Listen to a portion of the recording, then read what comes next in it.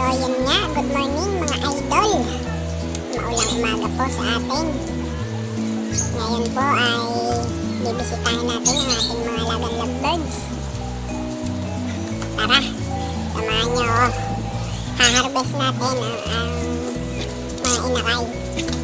May nakita po akong dalawang inakay na lumalabas na sa kanilang nest box. Tara, ito po ang aking munting ibunan. Yan po sila. Pasensya na kayo at napakadumi. Yan po. Sasara muna natin ang pinto at baka makalpas. Talaga nakakapanghinayang. Yan.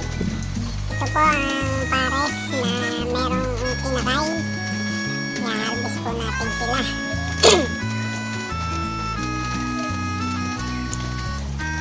Yan, dyan po natin ilalagay. Bali tatanggalin po natin yung green opaline na yan. At dito natin ilalagay. Tatanggalin po natin yung nest box na yan. Para mailipat natin yung dalawang inakay na i-harvest natin. Yan, yan. Bago po ang lahat ay ilulublog muna natin ang ating kamay sa patuka. Para po hindi mag-iba ang amoy ng mga inakay. Dahil apat po yung inakay noon, dalawa lang po ang i-harvest natin. Yung matitira po para hindi po mag-iba ang amoy. Yan.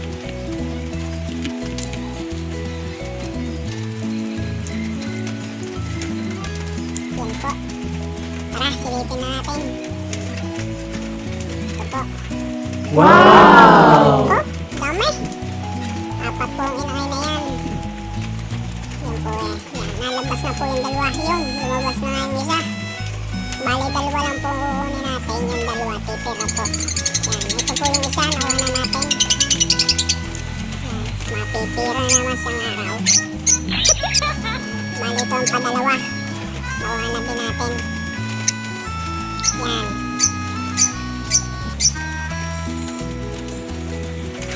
Oh, yung, alpas pa. Yeah. Yung, nahuli na. Yan.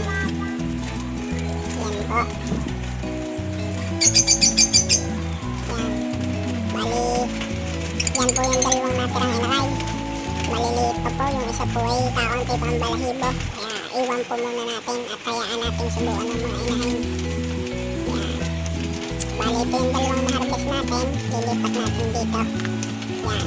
Bali, linisin lang po natin. At dito natin lalagay yung green opaline. Yan. Yan na po. Nailipat na natin. Wow! Napakakayat naman ang mga ito. Sa mga gusto pong bumili niyan, ay di i-PM nyo na lang ako. Wala na kayo. Yan. Ito po yung iba nating alaga. Yan.